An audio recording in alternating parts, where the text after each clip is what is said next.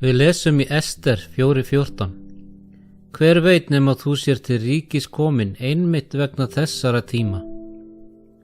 Ákveðin dagur var tiltekinn þegar eyða átti gyðingunum og gera eignir þeirra upptakar.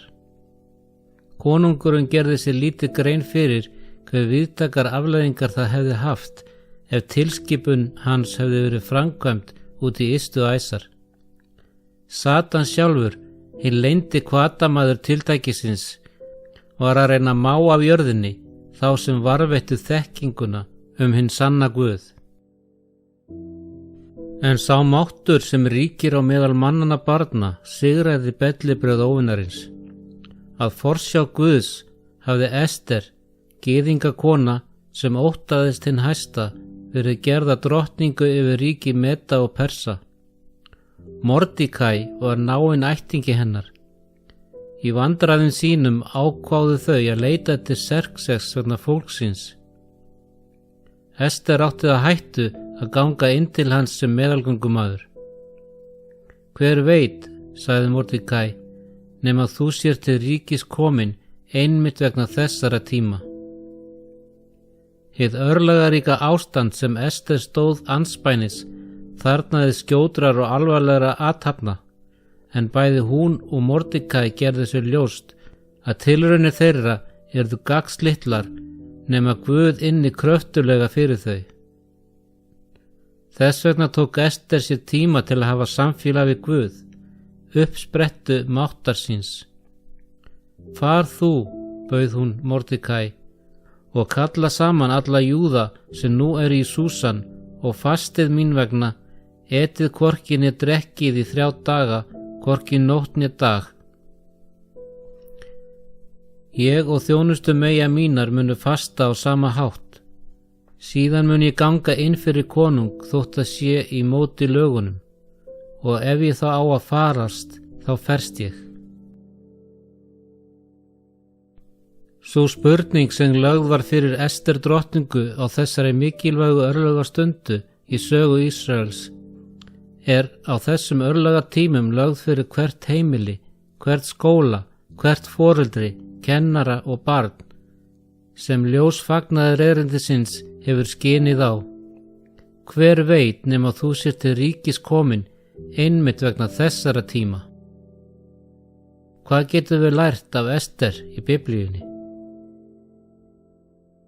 Við lærum ekki aðeins mikið Ester sjálfa og guðrækni hennar, heldur á líka margt sem við getum lært Guð og hvernig við getum lifað á þann hátt sem honum þóknast.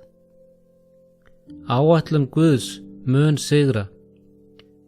Við lesum í Orðsguðunum 19:21, mörg eru áformin í manns hjartanu, en ráðsályktun drottins stendur. Áætlun Hamans var að tortíma gyðingum. Hann hafði burði til þess. Sem betur fer gefur þessi saga okkur frábært dæmi hvernig áætlun Guðs mun sigra. Ekkert vald getur staðist gegn Guði og áætlun hans fyrir fólk sitt. Þessi saga sýnir okkur líka að það ekki auðvelt að fylgja Guði. Margir trúa því að þegar þú gefur líf þitt drottni munu öll vandamál þín og erfiðleikar hverfa. Þetta gæti ekki verið fjær sannleikanum. Að fylgja Guði leiðir oft til rauna og erfiðleika. Ester átti erfitt val. Hún gæti valið að fara fyrir konunginn til að biðja hjálpræði fyrir þjóð sína og hætta sínu eigin lífi, eða hún hefði getað valið að gera það ekki. Sem betur fer tók hún þá ákvörðun að fylgja Guði inn í erfiðar aðstæður og hann heiðraði hana fyrir það. Bæn breytir hlutum.